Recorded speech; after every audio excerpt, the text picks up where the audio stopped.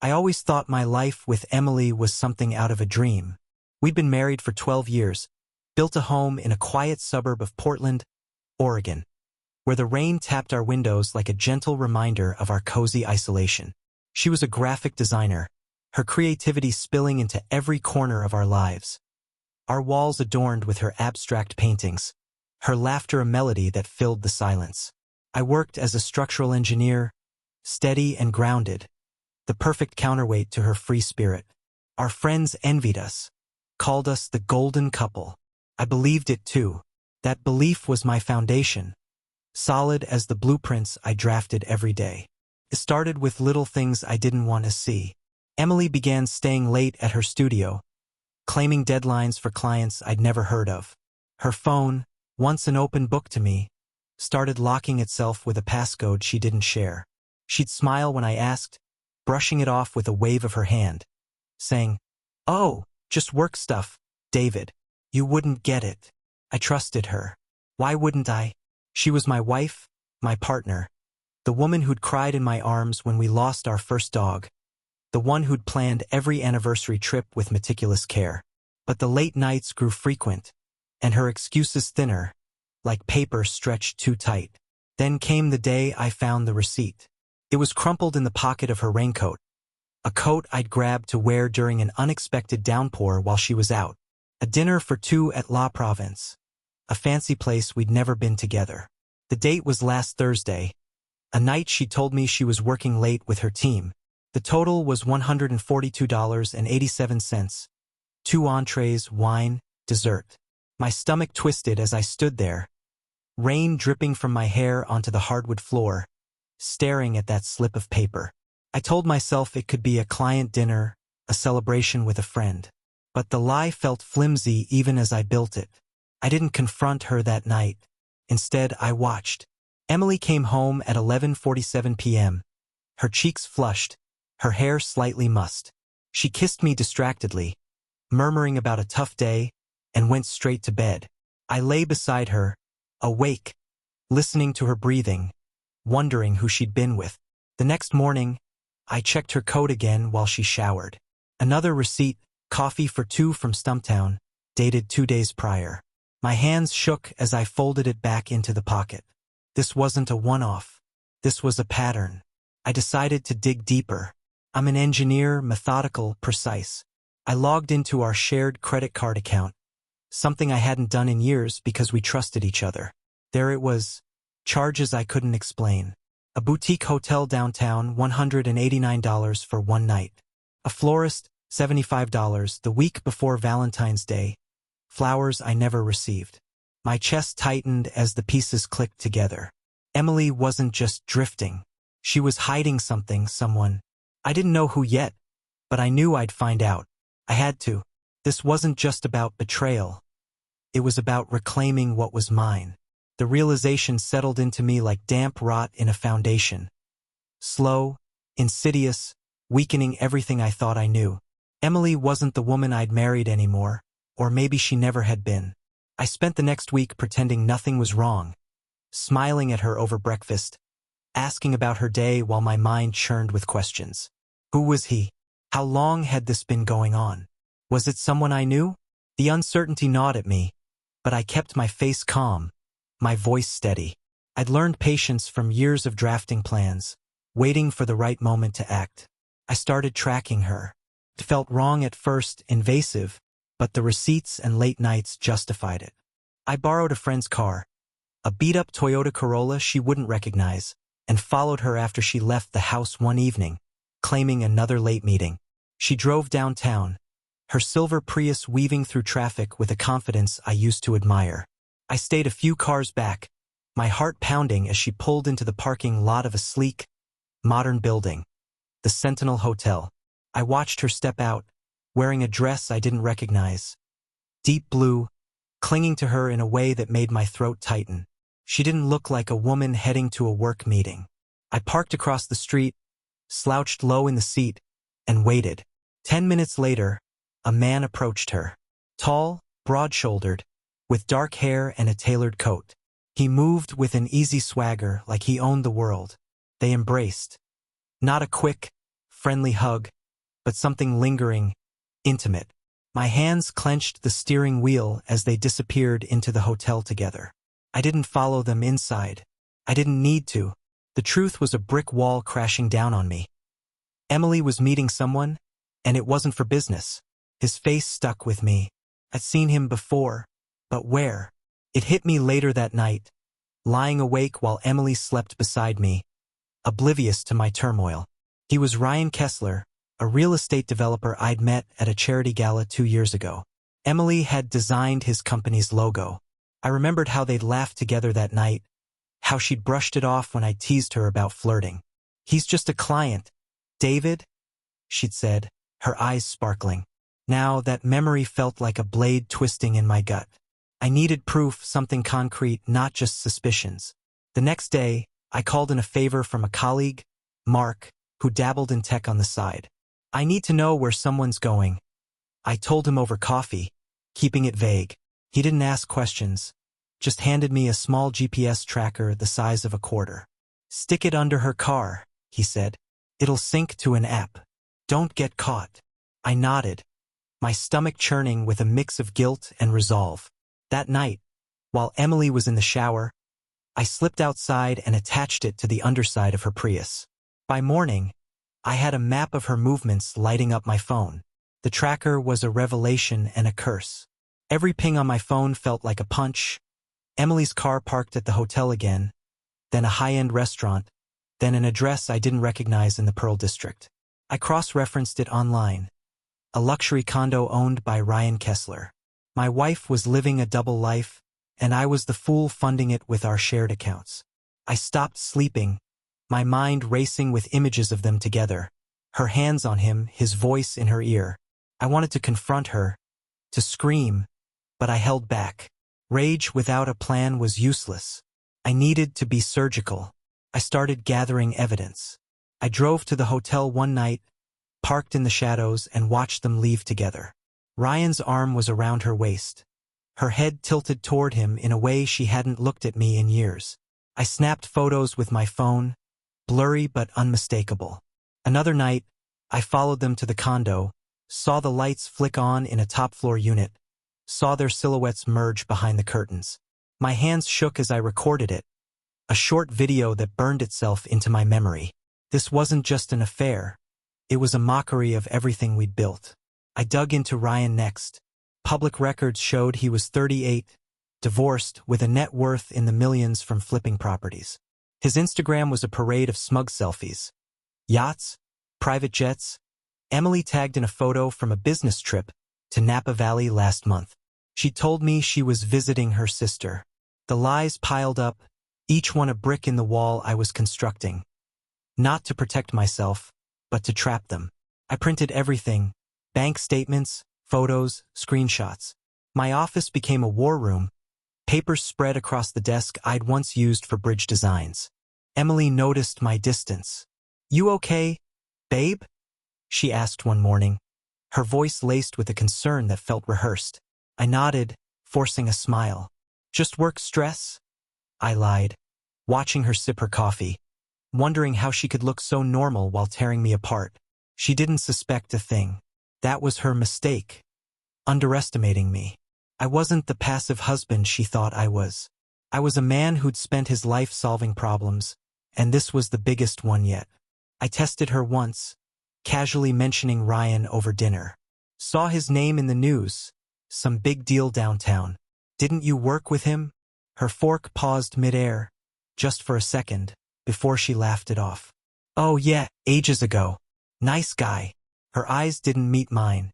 That flinch, that lie, it fueled me. I wasn't just hurt anymore. I was angry. And anger, I realized, was a tool. I'd use it to dismantle her world, piece by piece, the way she'd dismantled mine. The plan took shape over weeks, a blueprint of revenge as intricate as any project I'd engineered. I couldn't just expose her. That was too simple, too fleeting. Emily and Ryan needed to feel the weight of what they'd done, to lose something irreplaceable. I studied them, learned their routines through the tracker and my late-night stakeouts. They met 3 times a week, always at his condo or the hotel, always after she'd fed me another excuse. Their arrogance was my advantage. They didn't bother hiding because they didn't think I'd look. I started with Ryan's weakness, his reputation. He thrived on being the golden boy of Portland's elite, a man who closed deals and charmed investors. I contacted an old college friend, Lisa, who worked at a local news outlet. Hypothetically, I said over drinks, if someone wanted to leak a scandal about a big-shot developer, what would you need? She grinned, sensing a story. Proof, photos, documents, something juicy. Anonymity's easy if you're careful. I nodded, filing it away. I had the photos, the receipts, the video. But I wanted more. I wanted Ryan ruined, not just embarrassed. Next, I turned to Emily's world. Her career was her pride, her identity. She'd built a small but loyal client base, artists and startups who loved her quirky designs. I created an anonymous email account and drafted messages to her top clients, attaching screenshots of her with Ryan. Blurred enough to avoid legal trouble, clear enough to raise questions. Is this who you trust with your brand? I wrote. I didn't send them yet, but the drafts sat ready, a loaded gun in my inbox. She'd lose everything she'd worked for, and she'd never trace it back to me. I went further. Ryan's condo was in a building with tight security, but every system has flaws. I posed as a delivery guy one afternoon, a cap pulled low over my face, and slipped into the lobby with a fake package. The concierge barely glanced at me.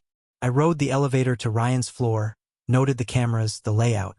I didn't plan to break in, just to understand the space where they thought they were safe. On my way out, I left a tiny wireless camera, disguised as a maintenance tag, stuck to the hallway vent. It streamed to my phone, grainy but usable. I watched them laugh, pour wine, disappear into his bedroom. Each frame hardened my resolve. At home, I played the dutiful husband. I cooked dinners, asked about her day, even suggested a weekend getaway she brushed off with a yawn. Too busy, she said, not seeing the irony. I was busy too, busy building their downfall. My anger wasn't loud or messy. It was cold, precise. A steel beam bending under pressure but never breaking. I'd make them pay, not with violence, but with something worse. Consequences they couldn't escape. The camera in Ryan's building was my eyes when I couldn't be there. It caught more than I expected. Not just their meetings, but details I hadn't anticipated. One night, Emily wore a necklace I'd never seen. Gold, delicate, with a small ruby pendant.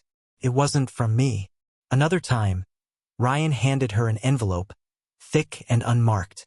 She tucked it into her bag with a smile, and I wondered, cash? Letters? Something else?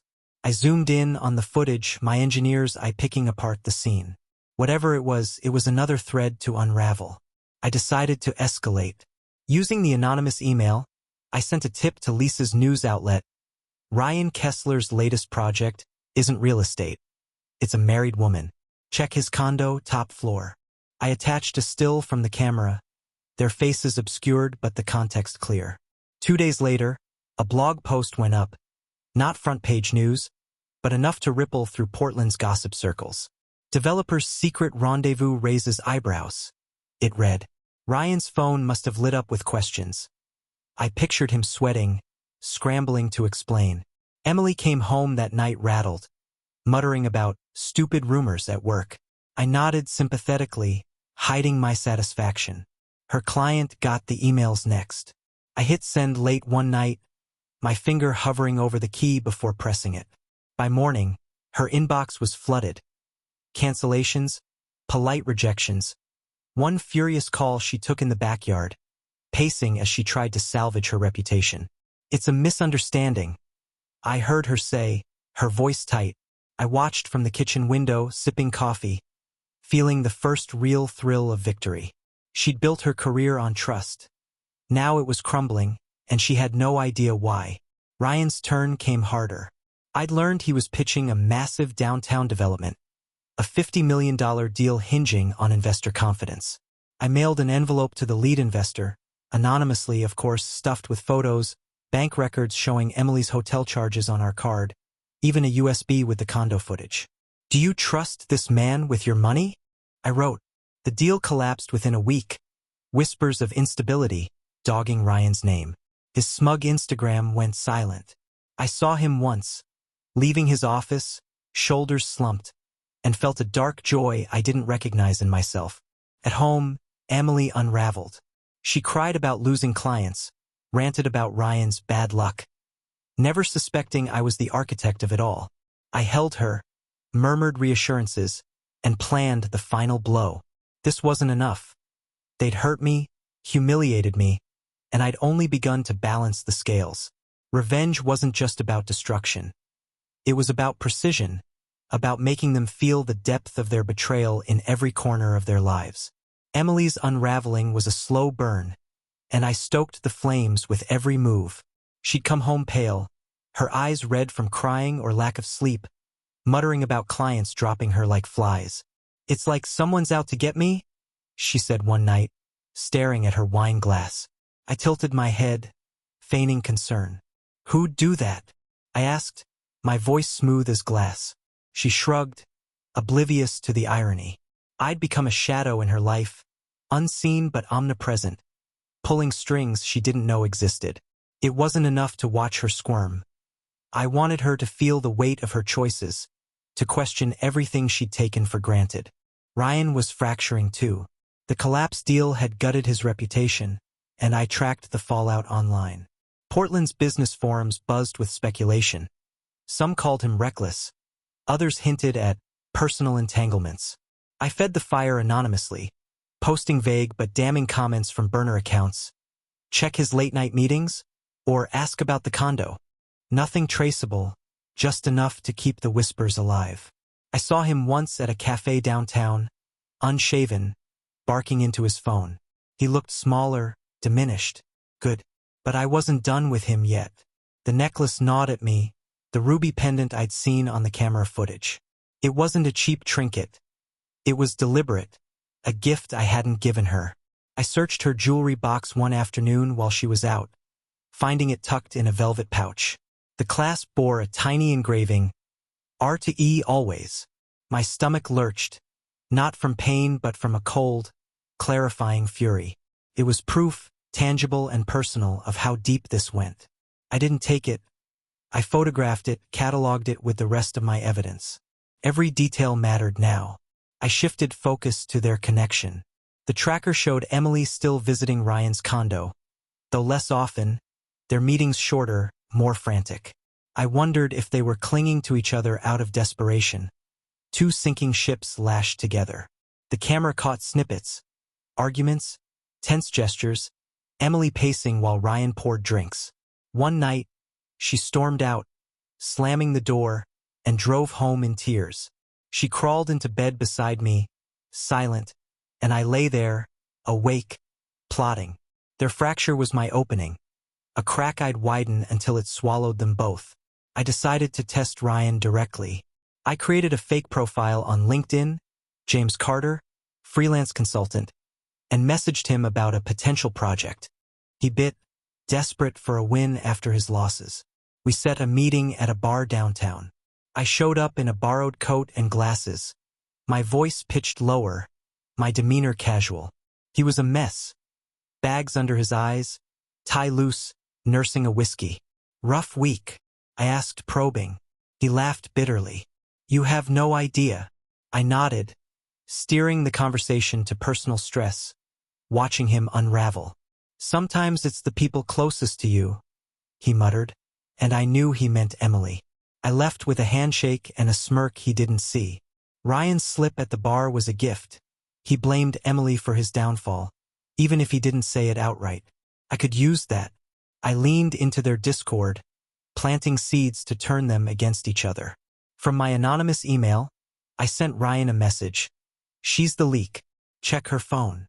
No evidence, just suggestion, but I knew he'd bite. He was paranoid now, a man who'd lost too much to trust anyone. I pictured him confronting her, their fragile alliance cracking under the weight of doubt. Meanwhile, I sent Emily a text from a burner phone. "He's talking about you. Watch your back." Simple, vague, enough to make her wonder. The tracker confirmed it. They met the next night at his condo, but it was brief, barely 20 minutes. The camera showed her leaving in a huff, her face tight with anger. She came home and poured herself a stiff drink, something she rarely did. "Everything okay?" I asked, playing the concerned husband. She snapped, "Just work crap," and retreated to the guest room. I smiled into my coffee the next morning. She was isolating herself, cutting her own lifelines without realizing it. Ryan's silence on social media told me he was reeling too. Perfect. I dug into their past next, hunting for the affair's roots. Emily's old laptop sat in our basement, untouched for years. I cracked it open one night, bypassing her outdated password. Our anniversary. How ironic. Her email archives were a goldmine. Flirty messages to Ryan from 2 years ago, before I'd noticed anything. "Can't wait to see you at the gala," she'd written. "Wear that gray suit." His replies were smug, suggestive. "Only if you wear that dress." They'd planned it under my nose, laughing at my ignorance. I printed every email, my hands steady despite the bile in my throat. The necklace's origin came clear too. A jewelry store receipt in her spam folder, dated 6 months back. $1, $200 charged to Ryan's card, delivered to her studio.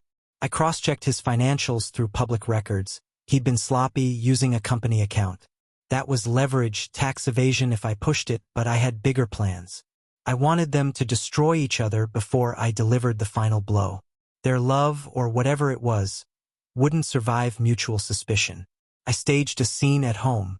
I left the ruby necklace on the kitchen counter one morning, casual as if I'd found it cleaning. Emily froze when she saw it, her coffee mug trembling. "Where'd this come from?" I asked, all innocence. "Oh, a client gift," she stammered, snatching it up. Her lie was clumsy, her panic palpable. I let it hang there, unspoken, watching her squirm. She didn't wear it again, but I knew she'd confront Ryan about it, wondering how I'd found it. Let them choke on their secrets. Their fights escalated. I could feel it in Emily's tension, see it in the tracker's erratic patterns. She stopped going to Ryan's condo, meeting him instead at neutral spots. A park, a diner, places they couldn't linger. The camera was useless now, but I didn't need it. I'd sown enough doubt to let them tear each other apart. One night, she came home with mascara streaking her cheeks, muttering about trust issues. I nodded, handed her a tissue, and said nothing. She didn't deserve my comfort, but I gave it anyway, a mask to keep her off balance. I turned to Ryan's allies next. He had a business partner, Claire Monroe, a sharp woman I'd met at that same gala years ago. She'd seemed unimpressed by his charm. I mailed her an anonymous package, photos of Ryan and Emily, bank records, a note. "He's tanking your firm. Cut him loose." Claire was pragmatic. She'd see the risk. 3 days later, a press release announced their split.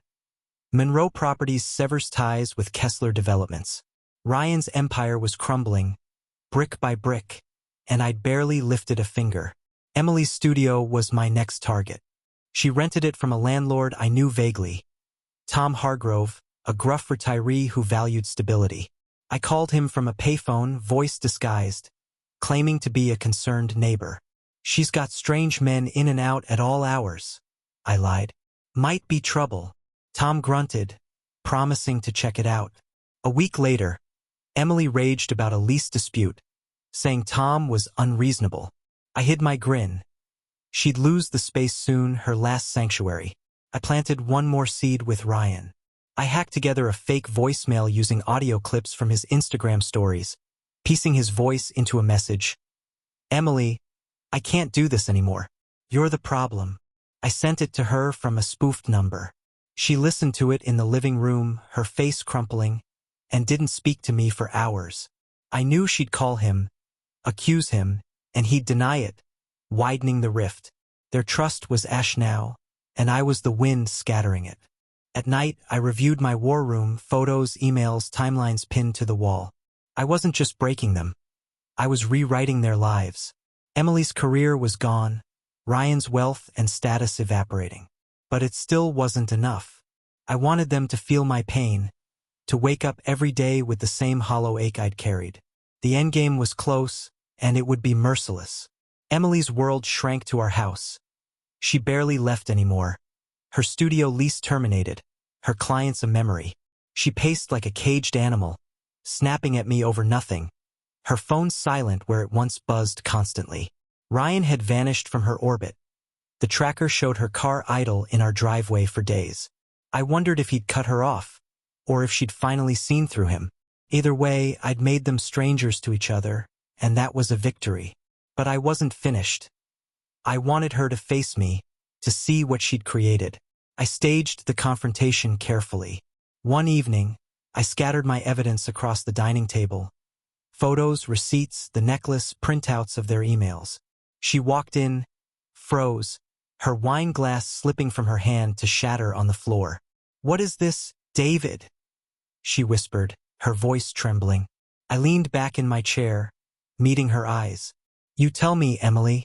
Explain the hotel. The dinners. Ryan."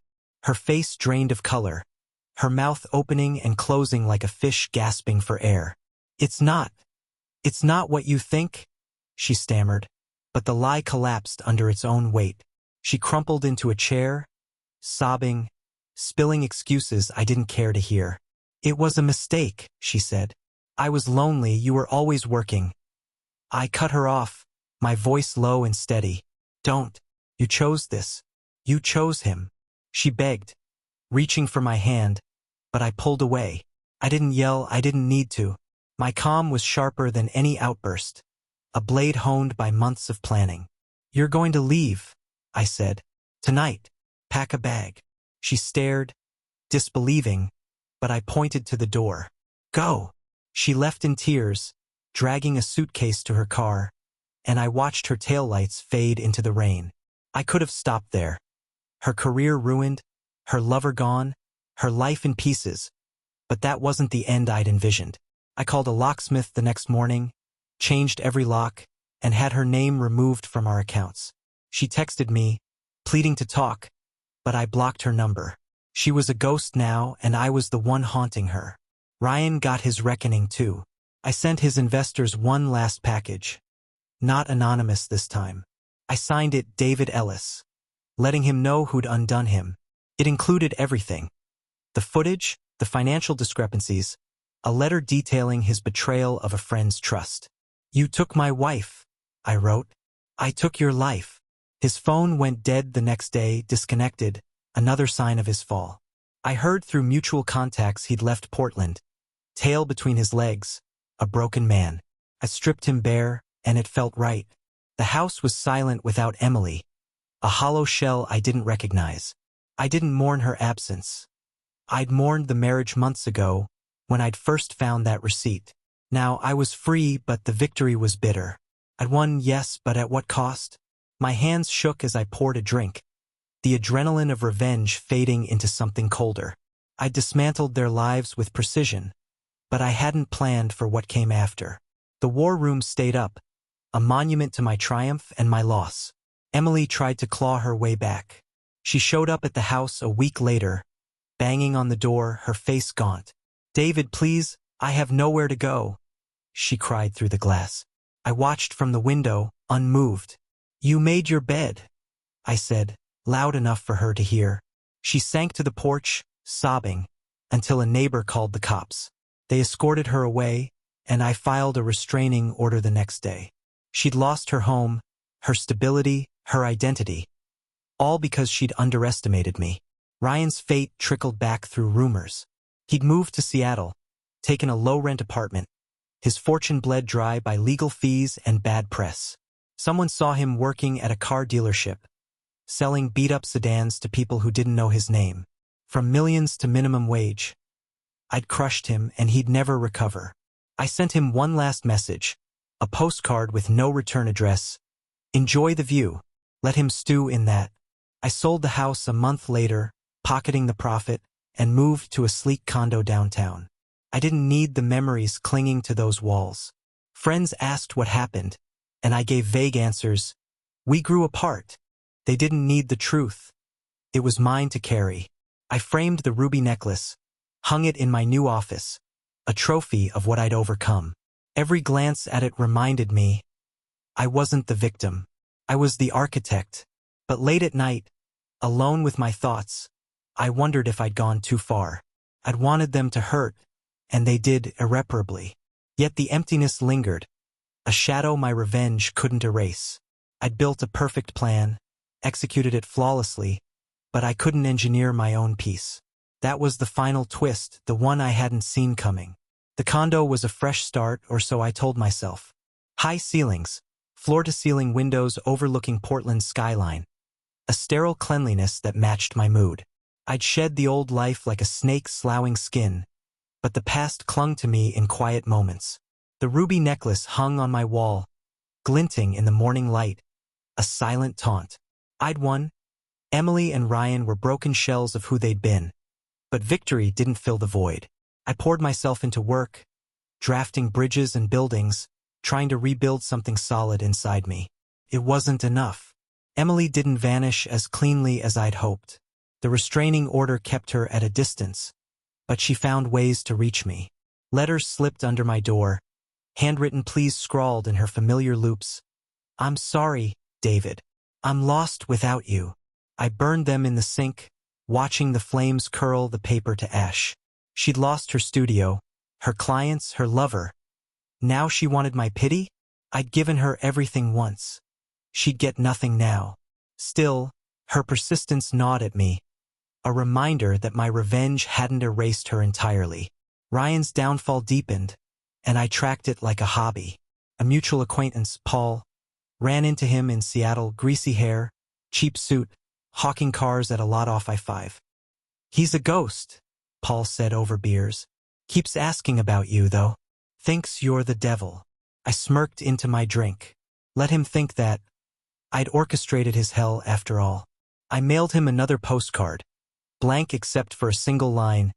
"How's the view now?" No signature, no need. He'd know. I wanted him to carry that weight, to feel me in every shadow. I started seeing their faces everywhere.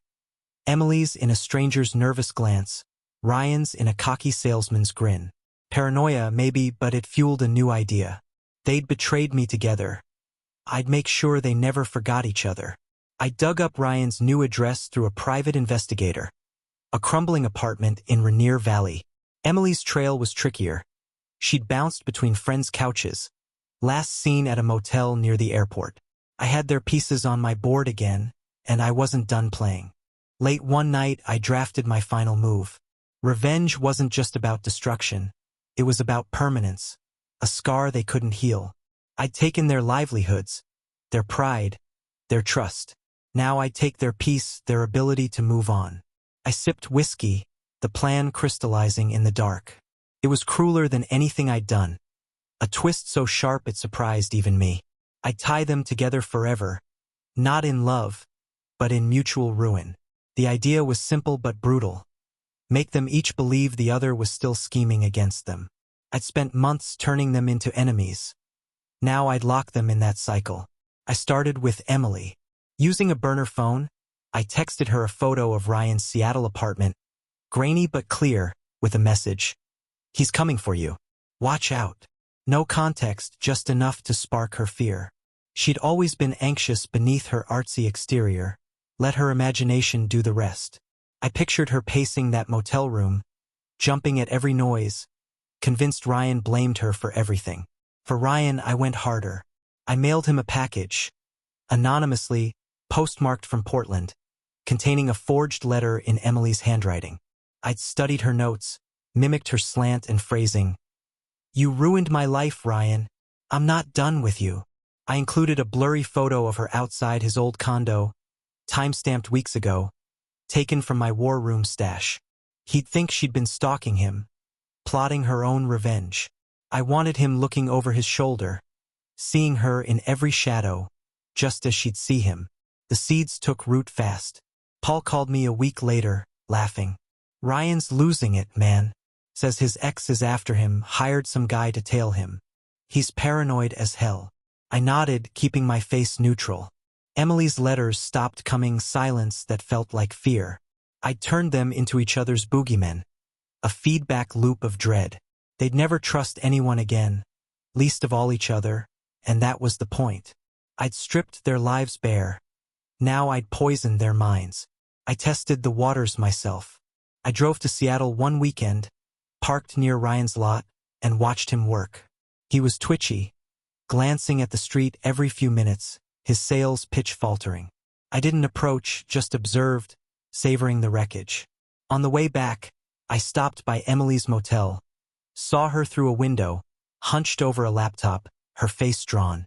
She didn't see me, but I saw her. A woman haunted, not by me, but by the ghost I'd made of Ryan. My chest tightened, not with guilt, but with a strange pride. Back home, I framed the forged letter beside the necklace, my gallery of trophies growing. I wasn't healing, not really, but I was in control. They'd taken my trust, my marriage, my peace. I'd taken their futures. The game wasn't over. It was eternal now, a sentence I'd crafted with an engineer's precision.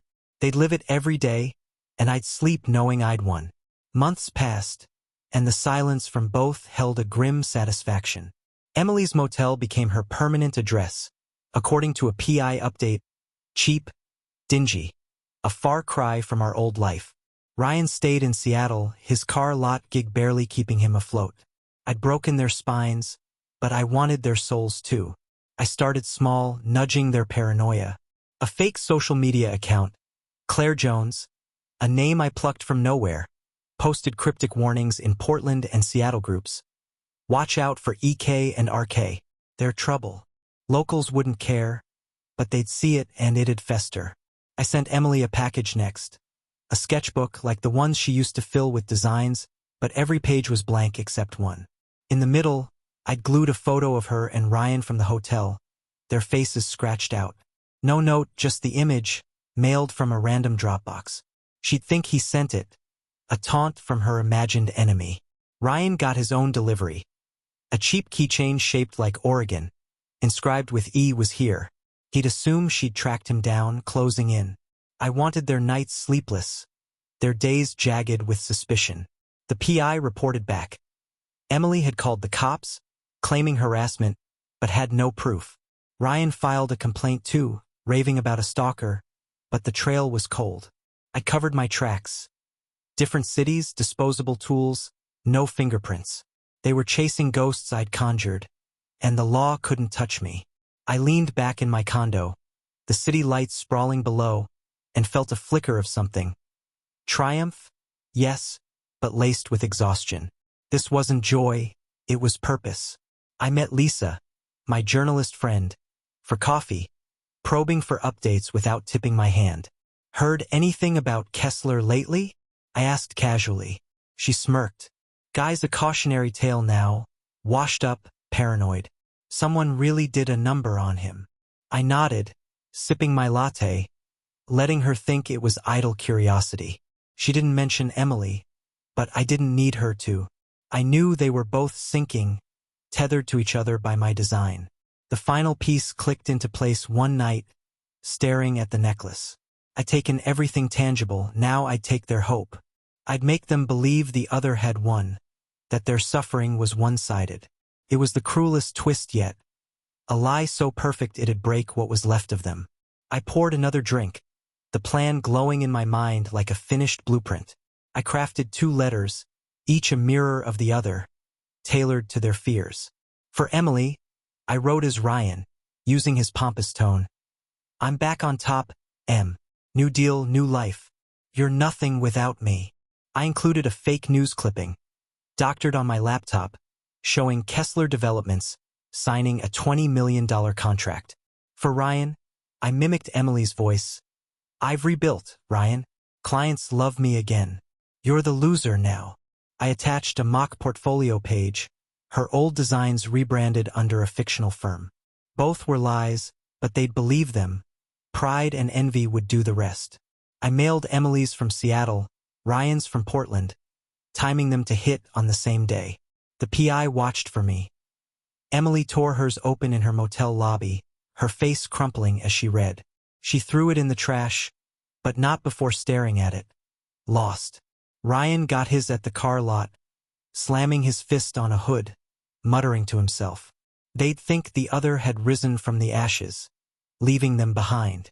I wanted that sting, success they couldn't touch, a life they'd never reclaim. The fallout was poetic. Emily applied for jobs. The PI said, desperate to catch up to her phantom victory. Every rejection would feel like Ryan's triumph over her. Ryan started pitching deals again, cold calling old contacts who laughed him off. He'd see her shadow in every no, believing she'd poisoned his name further. They'd claw at nothing, driven by a lie I'd planted, their spirits eroding with every failure. I'd turned their betrayal into a cage they'd never escape. I walked the city one evening, rain slicking the streets, and felt the weight lift slightly. The condo was mine, my life was mine, scarred, yes, but unbowed. I passed a gallery where Emily's art once hung, now showcasing someone new. Ryan's old office downtown was a vape shop. Their marks were fading, overwritten by time and my hand. I'd erased them from my world, but not from each other's. That night I dismantled the war room. Papers shredded, photos burned, the necklace locked in a safe. I didn't need reminders. I'd carry this forever, a quiet strength forged in fire. They'd live with the wreckage, tethered by my final act, and I'd move forward. Not healed, not whole, but free. A year later, I stood on my balcony, the city humming below, a glass of bourbon in hand. The PI's last report sat on my desk. Emily in a halfway house, waitressing at a diner, her eyes hollow. Ryan in a trailer park outside Tacoma, drinking too much, his lot job gone. They'd hit bottom, and my letters had kept them there, each believing the other thrived, a cruel mirage that crushed their will. I'd won, not with noise or fury, but with a silence so deep it swallowed them whole. I'd rebuilt too. Work was steady, bridges rising from my drafts, a legacy in steel and concrete. Friends stopped asking about Emily. New ones filled the gaps.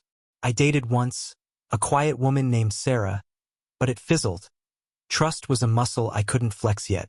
The condo stayed sparse, functional, a space I controlled. The necklace stayed locked away, a relic I'd never sell. It wasn't about her anymore. It was about me, what I'd survived, what I'd done. Rumors trickled back. Emily asked a mutual friend about Ryan, fishing for proof of his success. Ryan called Paul once, drunk, ranting about Emily's comeback. They were still chasing my ghosts, locked in a dance I'd choreographed. I didn't gloat. I didn't need to. Their lives were punishment enough, a slow bleed I'd engineered with precision. I'd taken their betrayal, twisted it, and made it eternal. I thought about forgiveness once, late at night, the bourbon loosening my guard. Could I have let it go? Spared them? The answer was no, not because I couldn't, but because they didn't deserve it. They'd gambled with my life, lost, and paid the price. I wasn't a saint. I was a man who'd balanced the scales. That was enough. I finished my drink, the rain starting again, a familiar patter against the glass. Portland stretched out below, indifferent, moving on. So would I. The story was done. Theirs in ruins, mine in quiet triumph. I turned inside, locked the door, and left the past where it belonged. Behind me, smoldering in the dark.